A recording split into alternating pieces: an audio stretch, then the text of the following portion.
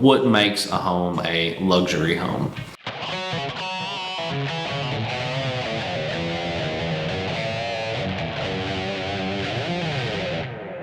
Hey guys, what's going on? It's Chris Work here on the Profitdig Construction Show. Joined this evening, my partners Jeff Givens and Jeff Spencer. What's going on, fellas? Hey guys, how are you? Well, never mind. I was going somewhere else there for a second. We're joined this evening by special guest Jeremy Perkins. He's an Amazon bestseller, The 12 Steps to Business Recovery. You should check this out. I think we've actually been covering a lot of the steps in this book this evening. Multiple pieces coming out to you. It's quite fascinating. Jeremy, we really appreciate your time this evening. Yeah, thank you for having me. Appreciate you guys. So maybe, I don't think we covered this, Jeremy, but like, what's the name of your company or companies? Our main company is Rubik's, and there's three parts to it. There's three different Rubik's companies actually, which a lot of people probably don't realize that. But we've got Rubik's Building Group, which is our construction company. Rubik's Investment Group, which is our development and real estate company. And then we've got Rubik's Rentals, which is a holding company for our rental properties. And then we've also got outside of the Rubik's brand, we've got Synergy Storage, which is a self-storage business that we own in Burns. And we're in development on Sylvia Storage, which is another storage business in Sylvia, not airport, Dixon Airport. So you've got, a fair amount of diversity there in your investments. I say investment is one of your investments, but just generically speaking, and I think that's a smart move, like to not put all your eggs in one basket. Mm-hmm. We were just talking about your story there, and kind of we've seen the results of that. Jeff Spencer had a similar experience. That's not the same exact story, but all the eggs in one basket. Yeah. And House of Cards, right, fell down. Exactly. Yeah. Well, something just to mention something about that I've learned over the years, and the reason that we have so many different types of companies and I've learned it from another mentor, is what we call slow money, medium money, and fast money, or fast money, medium money, and slow money. And the reason we try to do that, like our development projects, my wife and I are 4 years in on our first self-storage development. We've done 2 phases. We've never taken a paycheck from that. People were, oh, it's a cash cow. Yeah, it's a cash cow. Right now, at that project, I'm losing $9,000 a month, in stabilization. And I'm glad to do it. I'm happy that we're at $9,000 because we're projected to be losing $13,000 right now. So we're actually ahead of the schedule. That's good. And we're stabilizing very nicely. But people don't want to hear that. Mm. They want to hear, oh, he's making $50,000 a month. So would you call that slow money? That's slow money. That's development money. It's slow money. Just to get it entitled is years, and then ramping it up is multiple years. Now, at the end of the day, in retirement, this project's worth 8 figures. It's an 8-figure income over a long period of time. Okay. Now, our medium money is, say, like rental houses. Like I'm getting paid every month. I make a profit every month on a rental home. It's not a whole lot of money. We've got a handful of them, so it does okay. But that's that's medium money. We get paid every month. In our construction business, well, let me back up. Speculation in our construction business, where we build a house and put it on the market and sell it, that's medium money too. Even though I only get paid once every 6 months on that. If I build a house, it takes me 6 months and I sell it. It takes 30 days to close, whatever, 7, 8 months. I get a paycheck. Well, I worked for 8 months before I ever saw any money. A lot of money went out. Now money's coming in. If I'm leveraged, none of my personal money went out. So that's still good. But a lot of work to get paid once every 7 months. Fast money is I can get paid every week. I do a custom home for somebody and I'm cost plus 20%. Everything that I put out, I get back every week plus 20%. So I get a paycheck every single week. Well, that 20% money helps me float through those spec homes and I get paid every 7 months. And then that big chunk of money that I get every 7 months is my $9,000. Then I got to spend on the slow money. So it takes the combination of all of them to keep that cash flow. There's a lot more details that go into that, but it's a simple way to get the idea. So I know you build luxury homes. So I was curious to know what makes a home a luxury home. For me, I consider a home is just not builder grade. Like if you see these 1,200 square foot vinyl siding, cookie cutter, square box, one ridge line homes, which is typically your first time home house. And there's a demand for those. There's nothing wrong with those. I'm not saying absolutely. that's there's a market for that. Those not the market. Those aren't cheap right now. But You're talking $300,000-$400,000 starter homes. Yeah. Is what I would consider your typical one right now in this market. We're more in the 700,000 to even up to $3 to $5 million homes, and our homes are going to be a little bit more customized. We're going to have different types of roof pitches. We build a lot of Tudor style homes with curved roofs and modern style homes with flat roofs and decks above the garage, and customized features, everything, custom cabinets, custom tile work. does that include like the quality of the products you use as well? Yeah, quality of the products more, we're paying our subcontractors a lot more than most, in the other scenario than they're paying theirs, because we're expecting a different result. And, it takes a lot more effort and energy to get that. And so, we pay more, but then we sell for more. And Now, so, whenever you're doing like a spec home, and then you got a custom luxury home you're doing, just out of curiosity, do you use like the same subs? yep. You do, okay. Yeah, because our spec homes are the same product.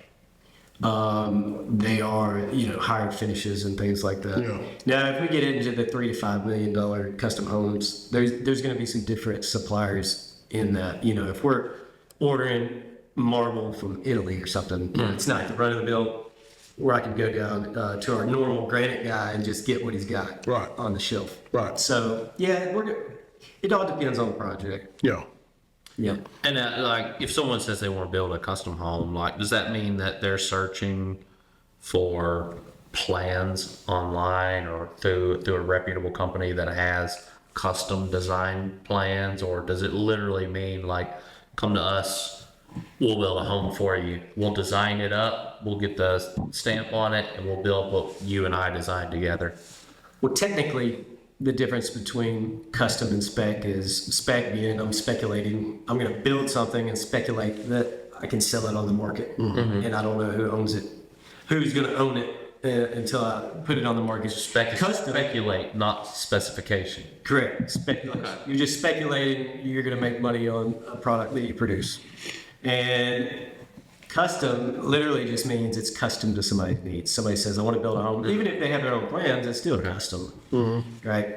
Now, if we do a design build and we take it from conception all the way through, that's a little bit different. We hire the architect and we handle the engineers and we do everything in-house. That would be design build. So, Yeah. All right. Now, and you also mentioned like investment and development. So this slow money, like, are you trying to figure out, like, is that your ultimate goal? Is like, is the slow money like the better long-term play? Like, or does it just depend? well, the ultimate goal is to be the bank. So we've talked about that as well. So as you're going through, are you setting aside funds that you can borrow against? Like your own funds?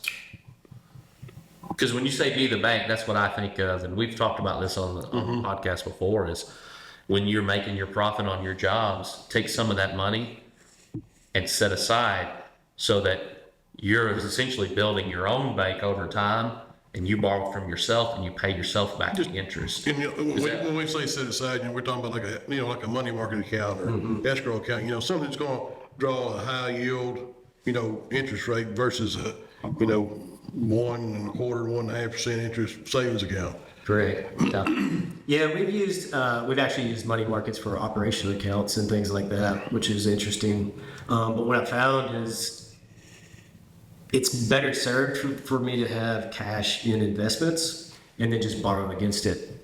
For example, we had money in operations. So our operations, just to give you some context, is we have probably on any given week, an average of about $200,000 that goes out a week.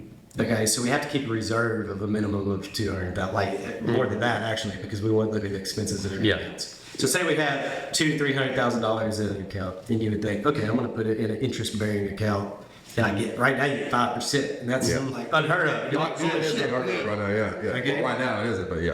But what are interest rates on your house right now? They're like 7%.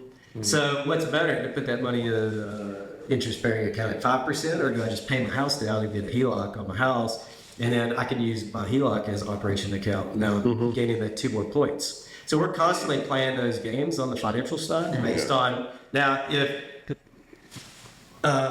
interest rates go back down to 2%, maybe that's not the best move. Sure. So we're adapting to whatever is the best scenario at that time to make our money work for itself exponentially.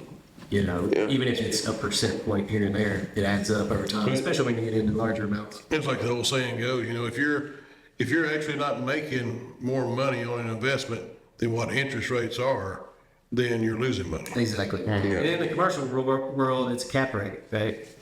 Which we could go a long time into that. But if, say, you're buying an investment property, commercial investment property on a 8 cap,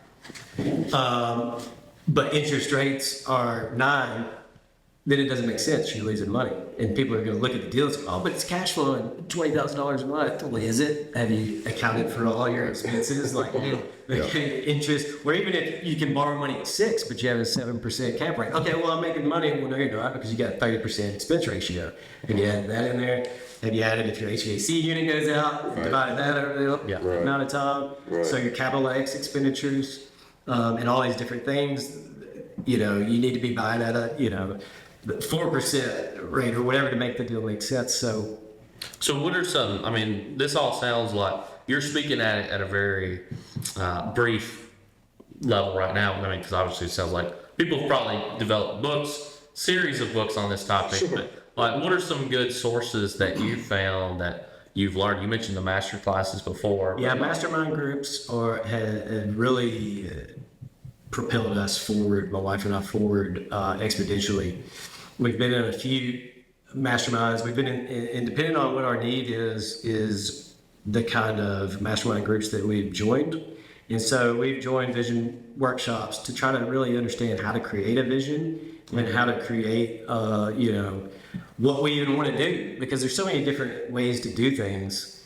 But if you streamline it with an exact detail of what your end goal is, and able to reverse engineer it from there, it's a lot easier to do than just say I want to make money. Like if I just say I want to make money, I'm still lost because there's so many different ways to do it. Right. So what, if you don't mind sharing, like what is, I'm sure you might have different visions for your different opportunities. Give us an example of what is one of your visions. Well, the reason we do luxury homes is because I'm a creative person. Like I love to be creative. So it gives me a lot of joy to be able to take nothing and turn it into something magnificent and be able to stand back and be proud of it and say, wow, you know, I was able to create this. You drive by it and there's like sense of pride. You mentioned legacy before, right? Correct. That's a legacy as well. Like you're putting your blueprint. Yeah, our name is on it. We've created something nice for the community. So we're adding value, you know, to ourselves by being able to enjoy what we do. We're adding value to a community by bringing up, you know, even in like some of our flips. We've had flips downtown Dixon that people was like, oh, we're just so glad that you did this, because there was literally heroin needles around this place and children playing. And this was a really bad situation for our community. And you come in here and you really brought the value up.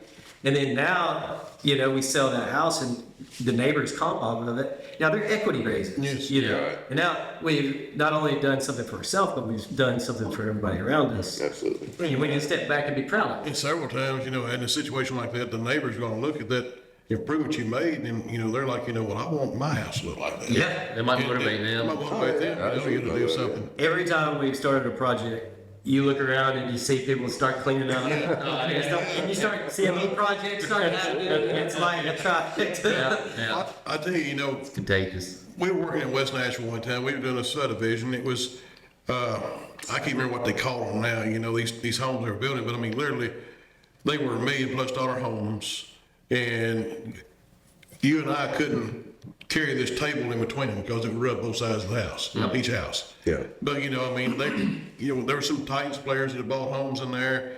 You know, and some of these houses actually had like lap pools inside them. I mean, they were just like top of the line homes. Well, in West Nashville, you know, the surrounding areas, they really look pretty rough. And so the developer, I'm not going to mention his name, but he's a good friend of mine. So what he did is he went in and he signed contracts, had these property owners sign contracts with him.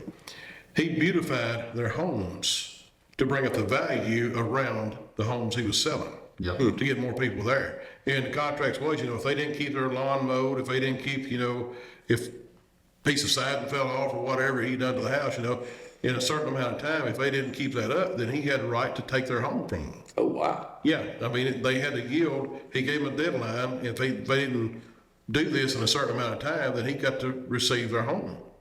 But he was hoping. And that wasn't his goal, right? No. Not what his goal. Yeah. But he wanted to keep that property looking good to get his stuff sold. You know, his home sold. Well, in doing so, and he sat down, I mean, he showed me on paper. He said, this is the value of these homes I'm trying to sell before we beautified these other houses. And it was like $250,000 a piece less than what it was. And he said, you know, I think he had like $450,000, $500,000 in 8 or 10 homes that he went down through there. It was all external stuff. He didn't do anything internal. It was all external. But it brought up the value of his homes and generate, you know, another $2.5, $3 million worth of profit for him. Yeah. Just to spend that $400,000+. Yeah. Yeah. Yeah, and a lot of people can't see that, or they can't imagine doing something like that. Like, why would I do something for somebody else or whatever, and can't see, you know, the effect of it. Because if you're just focused on the money only, I was told a quote: "If you chase money, you'll run." But so we don't think in terms of dollar. Obviously, we've got to do accounting and know that a deal makes sense and all of those things. Sure. But first and foremost is the vision of, well, what kind of value, what kind of physical value am I creating? Because money itself has no value. It's just a trade of services. Yeah. You know, and that's all it is. So what kind of value am I actually creating here for, you know, this community? And if you're creating true value, like, money comes behind it, you know. So that's how we try to stay focused. Well, that's great. That's some good stuff. I love it. Yeah. You know, there's some other things we could get into, but we're going to wrap this one up. And, I mean, I'm convinced. I'm sorry. I'm in. I wish I had more money to invest. Yeah, likewise. Yeah. So, good grief. So, yeah, guys, hey, check out our special guest, Jeremy Perkins, the Entrepreneur's Interventions, 12 Steps to Business Recovery. It's an Amazon bestseller. Check it out. We'll include a link in the description. Jerry, thank you guys so much. I really enjoyed it. Check us out at Profitdig.com. And if you don't mind, subscribe to the channel and like the video. We will see you next time. See you guys. Later.